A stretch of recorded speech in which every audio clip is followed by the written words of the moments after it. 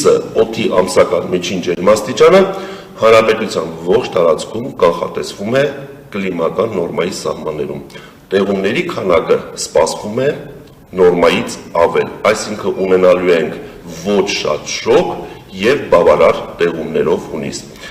Հիմնական ջերմաստիճանները ամսվա ընթացքում հանրապետության լեռնային շրջաններում ցերեկային ժամերին կտատանվեն 24-ից 28, նախալեռնային հատվածներում 30-ից 32, հովտային գոտիներում 32-ից 35 աշճանի սահմաններում։ Չեն բացառվում առանձին օրեր, հատկապես ամսվա 3-րդ տասնօրյակում, մոտ 1-2 օր, որ օդի ջերմաստիճանը հանրապետության հովտային գոտիներում, դրանք են Արարատյան դաշտ, Սյունիքի հովտային գոտի, Երևան,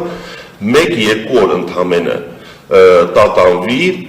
38-ից 40 աշճանի սահմաններում։ Ընդհանուր առմամբ ամսվա մեծ մասը մենք ունենալու ենք հանրապետությունում կոմֆորտային ջերմաստիճան, ինչպես արդեն նշեցի։